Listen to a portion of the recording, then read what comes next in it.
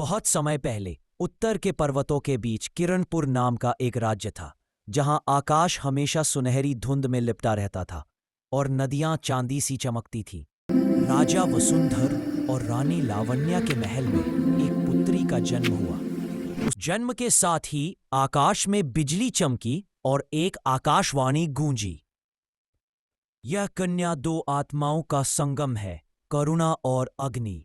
बचपन में मेघश्री हंसती थी तो फूल खिल जाते, पर जब रोती तो दीपक स्वयं बुझ जाते।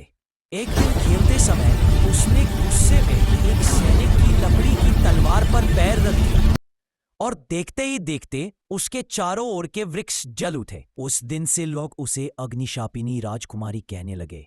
महल के गलियारे उसके नाम से ही सिहर उठते।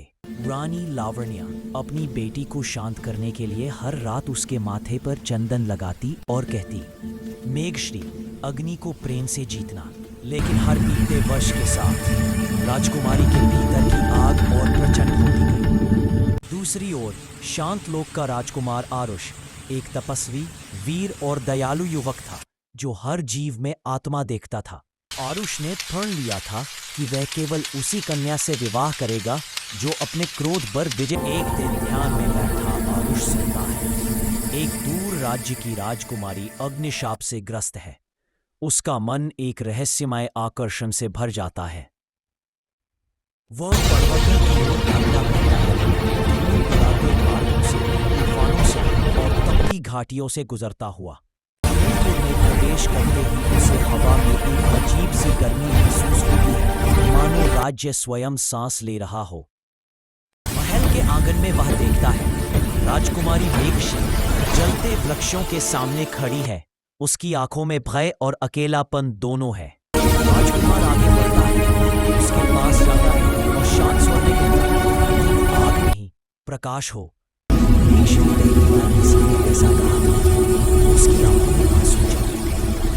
अगले दिन दरबार में आरुष से पूछा गया, तुम जानती हो यह राजकुमारी शापित है, फिर भी क्यों ठहरे हो? राजकुमार मुस्कुराया, जिसे सब डरकर छूटे, शायद वही प्रेम की परीक्षा। राजा वसुंधर ने उसे वह मेघश्री की मित्रता प्राप्त करने की कोशिश कर। धीरे धीरे आरुष हर दिन उसके पास आने लगा, कभी कमल ताल पर, कभी बगीचे में। राजकुमारी की हंसी लौट आई। पहली बार उसने बिना डर के दीपक जलाए, पर भीतर की अग्नि शांत हो गई। रातों में उसकी आंखें अब भी लाल हुई थी। वह सोचती, क्या मैं किसी को अपने पास रख सकती हूँ बिना उसे जलाए? आरुष उसके पीछे आता है और कहता है, अग्नि को बुझाने से नहीं, समझने से जीता जाता है। उस रात चांदी में दोनों एक साथ बैठे रहे। एक के भीतर अग्नि, दूसरे के भीतर शांति, और वहां से शुरू हुई प्रेम की तपस्या। हर दिन के साथ दोनों के बीच का सन्नाटा प्रेम में बदलने लगा। राजकुमार के आने से महल में जीवन लौट आया। राजकुमारी ने पहली बार आरुष से कहा, मुझे डर है किसी दिन ये अग्नि तुम्हें भी जला देगी। आरुष मुस्कुराया, अगर प्रेम सच्चा हो तो अग्नि भी दीपक बन जाती है।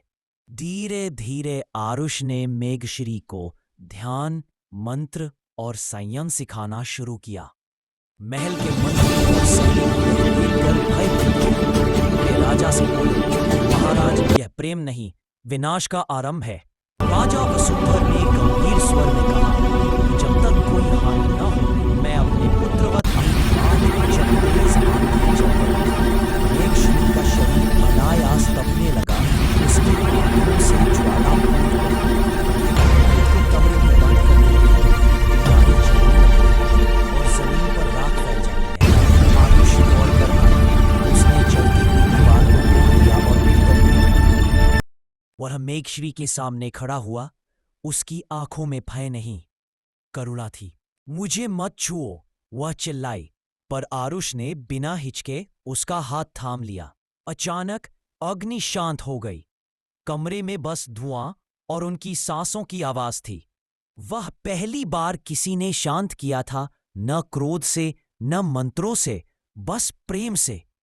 लोगों ने कहना शुरू किया, राजकुमार आरुष ने शाप पर विजय पा ली।